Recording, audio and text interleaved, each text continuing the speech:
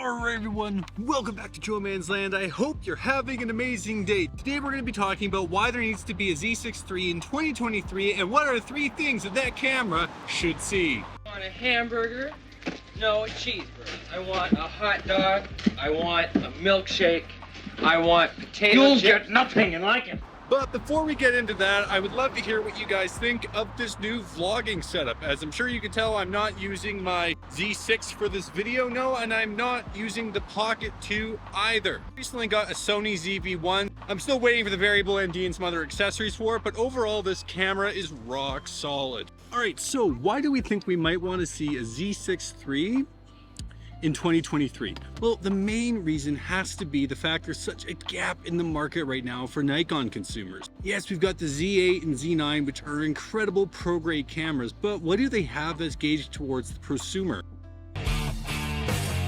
Some might argue that the impending Nikon ZF is going to be that camera, coming in the estimated $2,000 to $2,500 mark. But I wouldn't necessarily say that that's really a camera gauged towards prosumers. More of a novelty camera. It's designed to look retro, photo first. It's been over 3 years since the Z6 and Z7 II cameras came out, and those are really the last cameras they had gauged towards a prosumer. And as someone that's a video and photographer based content creator, having a hybrid camera that can do both for me is paramount. But a lot of other brands have had prosumer cameras come out in the last couple years that have been killer.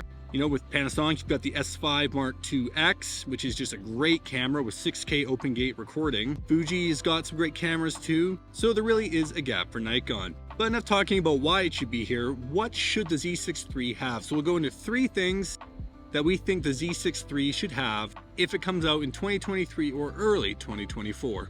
All right, so the first thing I really want to see in a Z6III pertains to the sensor. In terms of megapixel count, I'm thinking anywhere around that 24 to 30 megapixel count is all we really need. If you're a hybrid shooter that likes to do photo and video, you don't want 45 megs or higher than that. 30 or lower is that sweet spot. It needs to be stacked, and it also needs to have a low pass filter. Now let's get into what we want the camera to have in terms of video specs. It needs to be able to at least do a minimum 6K resolution. 8K, I mean, it would be nice. It's definitely not a deal breaker. I still don't even have a 4K TV. It would be great if it's open gate, and it needs to be doing that in at least 10-bit color. It needs to have that N-Log unlocked in it for internal RAW recording. In terms of 4K, it needs to be able to do 4K 120. At this point, that is a non-negotiable. So many content creators love to shoot in 1080 120 for their B-roll to slow things down. Doing this in 4K would future-proof the camera. 12-bit color would also be nice, but again, 10-bit is definitely the minimum, and all of this needs to be internal. All right, the third thing that we really need to see in the Z6III is better autofocus. Yes, I know I'm beating a dead horse there, and honestly, I'm able to make my Z6 work for most of the stuff I shoot. But I would be lying if I didn't say I wish it was a little bit better. The Z9 has excellent autofocus, and the Z8 has taken a lot of that on. So it'll be interesting to see when the ZFC comes out, if they add the Z8 and Z9 autofocus system into it. If they do, I imagine a Z6III would also get it. So there you have it.